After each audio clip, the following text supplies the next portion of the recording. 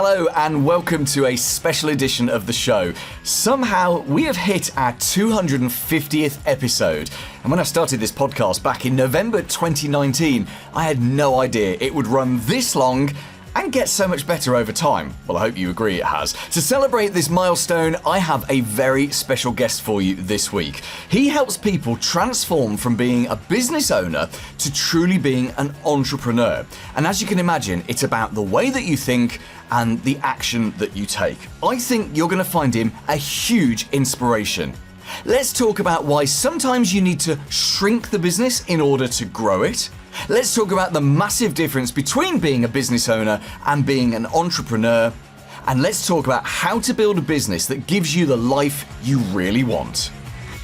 Hi, I'm Brad Martineau, and I help entrepreneurs build businesses that they actually want rather than the ones that they just wake up one day and accidentally have. And what a great positioning statement that is. Brad, thank you so much for joining us, not just on the podcast, but on this very special episode as well. 250 episodes has taken quite a long time to get here, nearly 5 years. And I'm going to admit, I'm a little bit of a fanboy of yours. You've been in my marketing journey and my entrepreneurial journey for getting on for about 18 years or so. And we're going to talk a little bit about that in this podcast. When the opportunity came up to have you on, I had to jump on it and get you on. And with this amazing episode coming up, this seemed the right thing to do. So what we're going to do over the next 20 minutes or so is we're going to explore what you've done in your entrepreneurial journey. You were involved really heavily with a popular CRM, which is still around today, which is actually the one that I use. We're going to talk about that. We're going to talk about different business things you've done, but where we're getting to and sort of the bulk of the interview is exactly as you just said, is about helping people have the business and the life that they really want, because far too many MSPs, as we know, are completely driven by the business rather than the other way around. And obviously, I know that as well that you know the MSP market very well. You've worked with quite a lot of the big players in this market, and I'm sure you're going to deliver a ton of value and drop some value bombs within this. Could I sound any more American as I'm doing this podcast? I don't think I could. So, Brad, tell us about your sort of your early career and what you got into and the thing that got you onto this amazing entrepreneurial journey in the first place. Oh, that's a really interesting question. So I was what I would call either an unwilling or an unknowing entrepreneur. So my working career started, I went and got a job, got married, got a job, and I was working as an admissions counselor for an online university. And I didn't recognize that I had entrepreneurial blood in me. And anyway, I was there. Everyone should have a job they hate, right? That's like one of the best things you can do because you realize what you don't want. I was there for 2.5 years. It was 2.5 years too long. And then my brothers and my brother-in-law were like, yo, we're doing this thing over here. We need some help. And it was the beginning of companies now called Keep. At that point, it wasn't even called, it was called Infusionsoft before. And then before that, it was even called something else. Like, hey, we're doing this thing. It was called Manage Pro CRM and Mortgage Pro CRM. And there were 6 of us, but our support rep just left and we need somebody to come help. And I'm like, CR who? What are you talking about? But I knew I didn't want to be where I was. And so I walked away from, I don't know, I think I was making like $35,000 a year with benefits. And I was married and had a kid at the time. And I left to make like 25 or 28 or something with no benefit. So like it didn't actually make sense financially.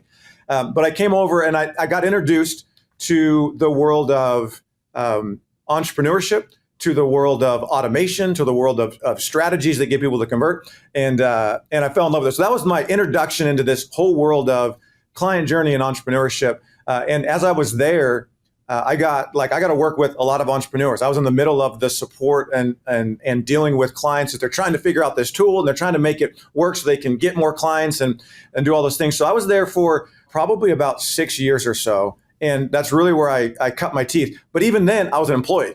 So like I hadn't unlocked like entrepreneur. I didn't even really know what that meant. Looking back, I'm like, oh, bro, you should never have spent your time doing that. You should have been an entrepreneur. And then it was probably, so I was the 6th employee there. They grew to about 150. And then they had to do a round of layoffs. Every business has ups and flows. They did a round of layoffs and I was in, they laid off 10% of the company and I was in it. I like to make it more dramatic and say that they fired me. It was my 2 brothers that had to come over at 2:30 in the morning and tell me that I was fired. And then at that point, so by the time that happened, it was 6 weeks after my 5th kid was born, my 5th child. So I had 2 girls, 3 boys. So I've got 5 kids under the age of 8 at my house. I just got laid off. I'm looking at jobs thinking, oh, I'm going to go get jobs. And there's no job that's like, well, this is going to work for what I'm trying to do with my family. I'm like, I guess I'm just going to start a company helping people with this tool, Infusionsoft, that I've been working at. And so I started a company. And it was interesting because at first, like, I didn't want to do it. I did it because it was the only thing that I had, but I was actively trying to figure out how to get out of it. Like, I would tell myself, oh, I didn't grow up hoping that I could be this solo contractor helping people with automation and technology in their business. And then one day, and I think it came from Joe Polish. I don't know if they know who Joe Polish is, but if you know who Joe Polish is, really good marketing guy, he has like a podcast and everything. And he's like, look, business is really easy, but people make it too hard. He's like, I have this acronym. He's like, registered trademark, it's ELF. As long as your business is easy, meaning like you can be successful at it, it's lucrative, you can make enough money, and it's fun. Like, you can have fun doing it. That's all you need. That's all we're looking for. And I was like, when I stopped, I was like, that's actually exactly what I have. And so I stopped trying to run away from my business, and I just accepted, like, we could be really good at this, and we could be really impactful, and we could lead and help a lot of people. That was probably a couple years into me being an entrepreneur. And that was when I was like, okay, I'm in. Let's go do this. And I actually leaned into entrepreneurship. So that would be when I started as an entrepreneur, I think. It's actually a couple of years into running my own business. And that's when things, we had some success in the business, but even then it was like, man, as soon as I can get out of this, I'm going to get out of this. It was about 2.5 years in or so when I would say I would feel comfortable calling that version of me actually an entrepreneur. Yeah, because there is a big difference between being a business owner and being an entrepreneur, and a lot of it is mindset. The thing, and then that manifests as the things you do or don't do, which I think we're going to come on to later on. Let's just that's a really interesting story, and I didn't know that bit about Joe Polish. For our listeners on the podcast and viewers on YouTube, if you've not heard of Joe, go and look him up. Is he particularly active anymore, Joe? I remember seeing his stuff years ago. I haven't seen it for a while. Yeah, he's still running his mastermind thing, and they've got an I Love Marketing pod. They got some other podcast stuff. If you go search for him, you'll find him. He's got good stuff, and that was just one of those. Everybody has those like things that people say that for whatever reason they come at the right time, and they do a whole lens perspective shift, and then they shift the future. And that one for me was important to recognize that there didn't have to be some more big life like eternal purpose to what I was doing. It's like, look, are you good at it? Can you make money? And do you have fun? And I was like, yes, and yes. And then it just unlocked a whole bunch of opportunities moving forward and a whole bunch of what I could see because I stopped being afraid of it. Yeah, no, I understand that, and I do love that ELF. I won't steal it because obviously it belongs to someone else, but I'm going to work that into my patter in some way. Let's just go back and look at Infusionsoft, and that was where I first came across you. So I've been watching your videos probably for 17 years. It would have been some point in the middle of your time at Infusionsoft when I bought the software, and back then, so we're talking 2007. I say bought it, obviously you subscribe, but about 2007, I got serious about marketing. This was in a previous business. We then exited that business in 2016 as a result of a whole series of things that we put in place. The first of which was building a massive database of prospective clients, which was done in Infusionsoft, and we worked it. We used that software every possible way. We automated what we could. We did all sorts of things, and I would say, 10 years ago, that was the cutting edge, that software. These days, it's called Keep. It's been through, they've had VC money coming in, and I say this as still a customer. I'm still a happy customer. I might pay my $500-$600 a month. We use all the automation. We have all the APIs and stuff. And does it have the tool set of HubSpot or Go High Level? Maybe not. But does it still do at its job a really good job? Yes, it does. Do you still use? No, I know that you still use Keep yourself because I just joined your mailing list like 5 minutes before our interview, and it went straight to an Infusionsoft URL and then went to your thank you page. So you even though they fired you 14 years ago, you're still a big fan of the product, presumably. Yeah, I don't have that has been resolved. I mean, it wasn't fired. It got laid off, and it was fine. We didn't really have any problems. So that was totally fine. But yeah, we use it for parts of our business, and we use other tools for other parts of other businesses. There's a couple of different businesses we have going on. So we definitely use it. We have a lot of clients that use it, and we have clients that use other tools. Because you're right. So I started there, what are we in, July? It was June of 2004. That was 20 years ago. And for the first 5 or 6 years, it wasn't that it was the best. There was no other option for the small business entrepreneur. There was nothing out there. And then inevitably, is going to happen, you get competition that comes in, and there are lots of really good tools, and they all sort of have, their pros and their cons. But yeah, so we use all sorts of different tools. Keep is still one of the ones that we use inside several of our businesses. Okay, so let's return back to that entrepreneurial awakening that you had. So you're a business owner now, you're a couple of years into that, and suddenly you've realized that there's more to life than just running a business and doing this day to day. What changed next? So what from that realization, what different path did you go down? So we stayed on the same path as far as like, if we say path and we're talking in terms of what we're selling, what we're trying to deliver, who are we trying to serve, we stayed on the same path. What changed was I wasn't waking up every day trying to get out of it. I wasn't waking up thinking, okay, well, how do I turn this thing into something that I can just leave? Or how do I find this other thing that I want to do? And so with that change, what happened is I just started to pay attention to other ways that we could help our clients.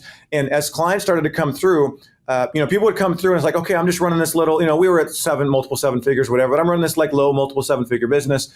And you got clients that come through and they're doing, high 7 figures, they're doing 8 figures or whatever. It's like, oh, they must have everything figured out. And they had a lot of stuff figured out. But then I started to realize there were a lot of things that they didn't have figured out. And they were making more money, but they didn't necessarily have the business that gave them, the life necessarily that they wanted. So for me, I started to shift more to, the primary thing that we sell is we'll help you with Keep or Infusionsoft. I love the fact before we hopped on here, you're like, I don't call it Keep. I call it Infusionsoft because that's what it was when I got it. And I love that. So we were selling like, hey, come work with us and we'll make Infusionsoft hum and work and do all those amazing things. But then what happened is I started to put my brain on, like I'm very much a systematic thinker and I look at how things relate to each other. And so I started to put my brain on what are the elements that you have to wrap your head around in order to have a business that runs the way that you want it to? For 2 reasons. One, I recognize that entrepreneurs that are coming in didn't seem to have it all figured out. And I just assumed that they did. It was like, oh, you're running an 8-figure business, then you would know all the answers. Then you sit down and talk to them and they are really good at creating revenue. But they don't necessarily like have some pre-built formula. So in my head, I'm like, if other people that have bigger revenue companies don't have it figured out, like I wonder if I can go put together literally the manual of like, here's how to think about a business. And by the way, I needed it for my own sanity because I had 6th Division running, which is a coaching company. And we work with our clients one-on-one. And it was a multiple 7-figure company. We had spun out a software company that had grown to 7 figures and eventually got to multiple 7 figures. And I don't know if you remember, but I had 5 kids but now they're all older and they're all getting into competitive sports. And I like to play basketball. And then I started coaching high school basketball. I was like, all right, if I'm going to manage all of this, I have to have a better system and approach to how I think about the business to make sure that the business actually serves the life that I want. And there was one specific pivotal point that I think for me, it set me on a course that would have either had me be like a lot of people where the business controls them, or what it actually did is it set me on a course like, no, I'm going to be in control of my business. And it was this. So after our first year at 6th Division, we did 7 figures in our first year. And we did our annual planning at the end of the year, like every good business should do. And I sat down with my business partner and we're like, all right, what do we want to do? And obviously the answer is we want to grow. And so we had this whole plan. It was like, I think 2 days of planning on how we were going to grow, when we were going to double or whatever we were going to do for the year. We get to the very end and it was literally in the last like 15 minutes of the second day. We're about to leave. Like I had my backpack on. And I looked at him and I was like, Dave, what if we didn't? Like, what if we didn't try to do that? Because I'm looking at it, I'm like, man, that first year, like we did 7 figures and a lot of people are like, oh, that's amazing. I'm like, yeah, it also sucked. Like 7 figures in your first year was crazy, heavy services business. I was gone all the time. My wife is like talking to her family about why I'm gone, all this stuff. I was like, what if we just didn't? And in 15 minutes, we changed our whole plan. And the new goal was to make 1 more penny than we made the year before, but to cut our time in half. And then that set us on a course to, okay, well, now how do we do that? What do we have to have in place in order to pull that off? And it completely shifted the perspective of rather than just chasing top line revenue or even just chasing profit, it expanded what I viewed as profit from just monetary profit to a thing that now I call life profit, which is more than just money. And so that really shifted my approach to, now I got to build a business that I actually care about and that I actually want to run, and that I want to build a game. My buddy Dan Martell wrote a book, and in it he has a line that says, smart entrepreneurs build a game that they want to play starting now. I forget the exact quote, but it's something like, regular entrepreneurs just hope that one day they'll be able to be successful and have the life they want. Smart entrepreneurs are like, no, I'm going to start right now. I'm going to build a game and build a business that let me play the game that I want to right now. So it set us on that path, which was really pivotal and has led to a lot of the things now that I'm doing, a lot of things that I focus on with my clients is, what do you actually want the outcome to be? That's the first thing to start with.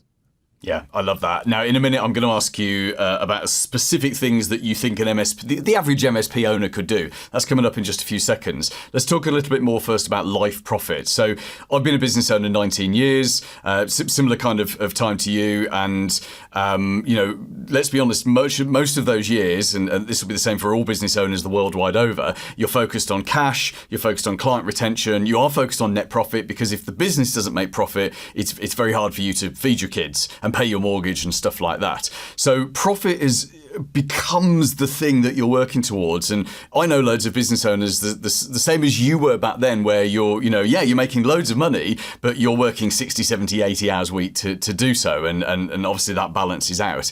Is the concept of life profit not just being the money, but having the money and having the balance as well? Or is it something different? Yeah, so the concept of life profit is recognized that we have three currencies in life that we can spend, and then three currencies that we're trying to get back. And it's time, energy, and money.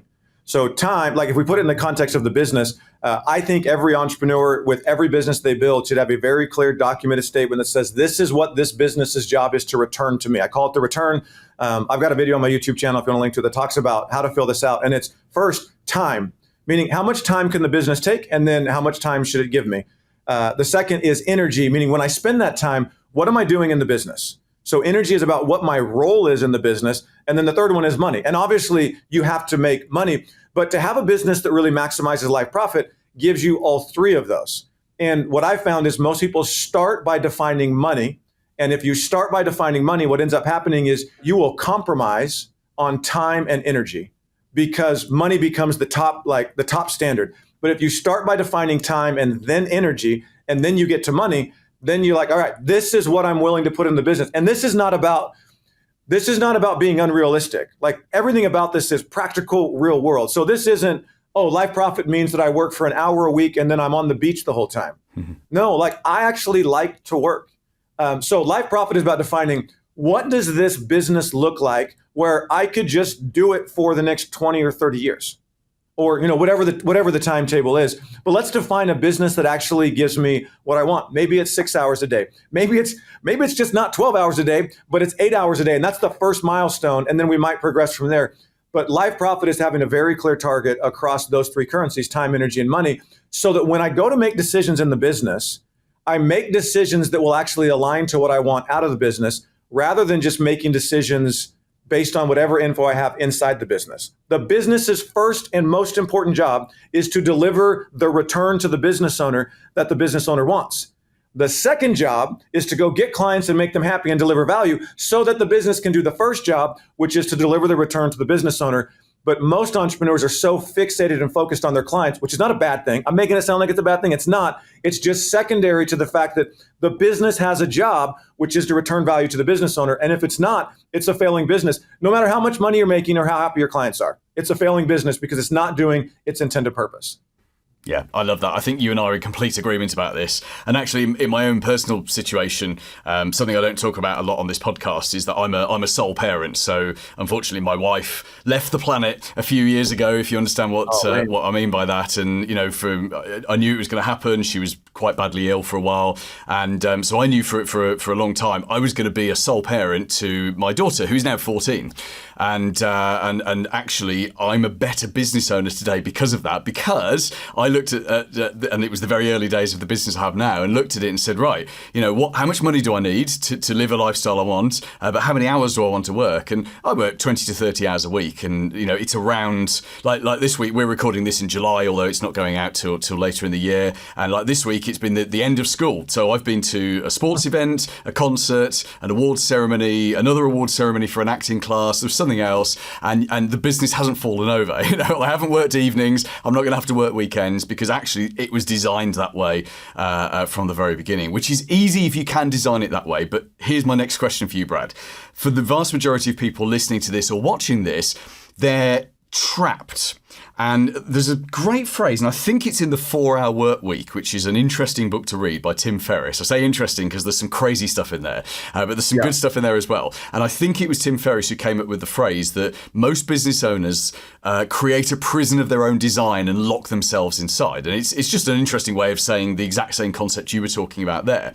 If you're in that position right now, so you're working 60, 70, 80-hour weeks, and this will be lots of MSPs because it's a very reactive type of business, and your job is to be there and fix other people's problems. So if you're working all those hours and there's not quite enough money for you to hire even more resource, and you might have maybe a couple of technicians, but we all know that you hire someone for 40 hours, you don't get 40 hours, you get 30 hours, and you have to spend some time on that. And if it just feels like everything is difficult, and hearing you talking about what you do with your business and I do with mine seems like something cool for the future, but how would I do that now? What are the first steps that you would take to sort of get going on that right path?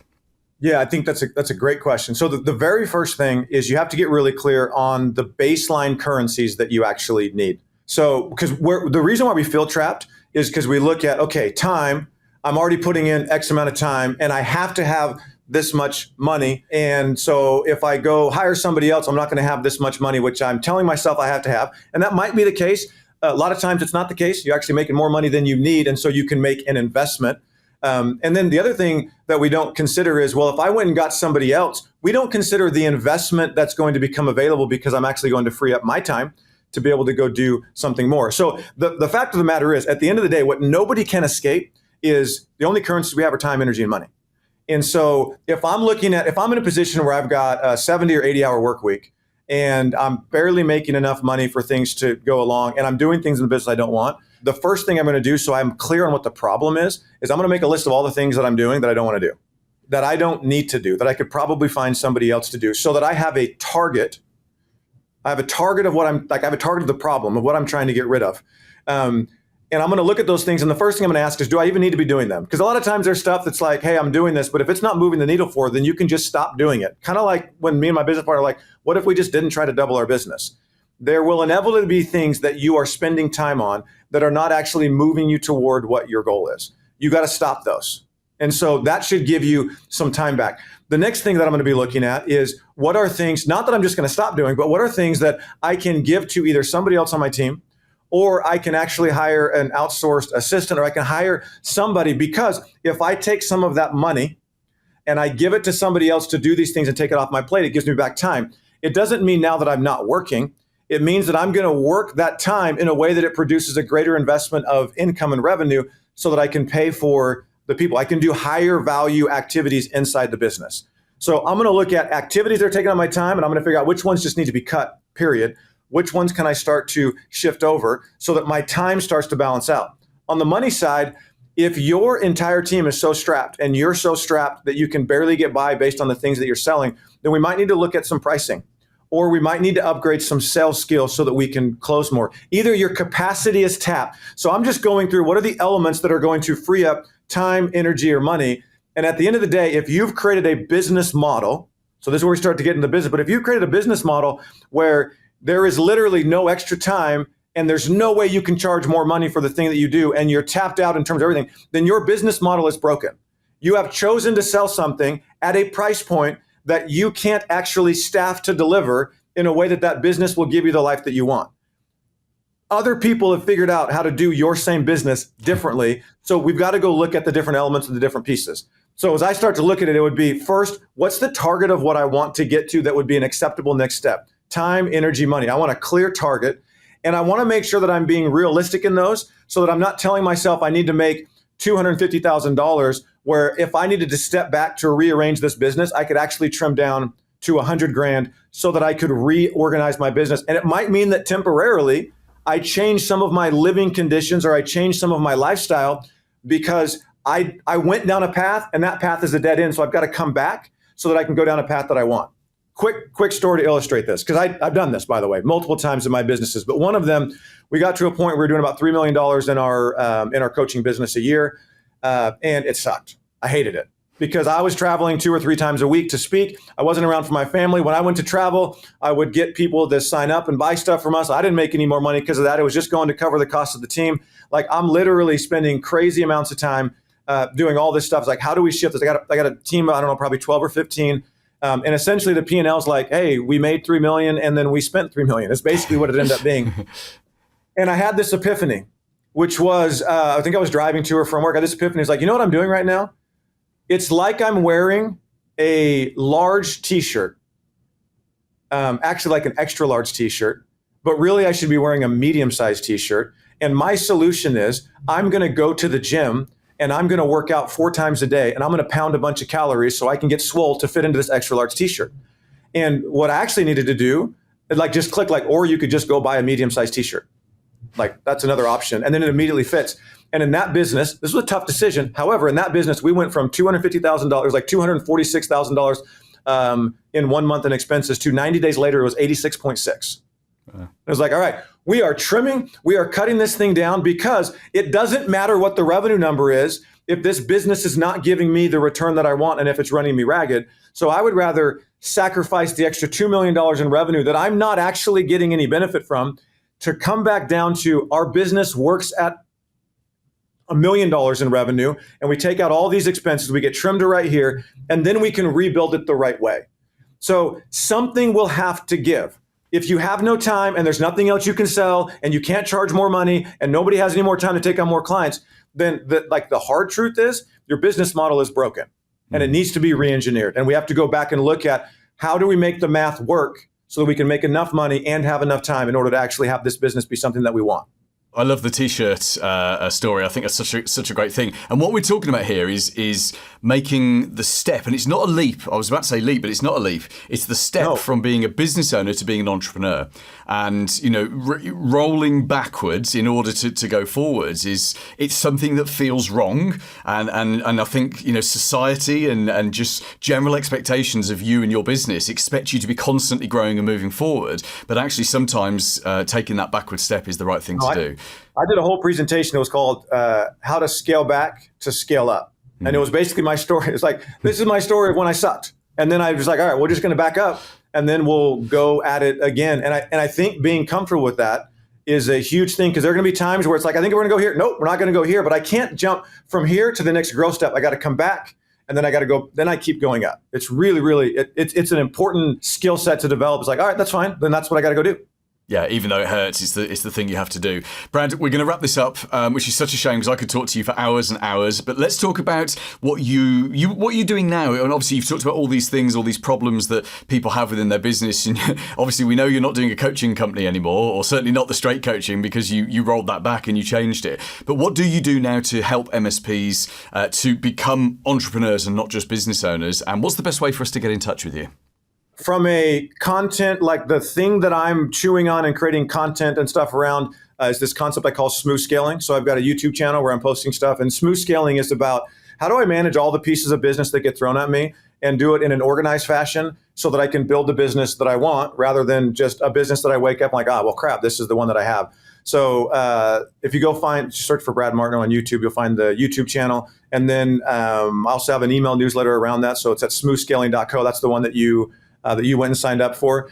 And what I anticipate will happen in the future is we'll actually build out some coaching and services around the entire smooth scaling.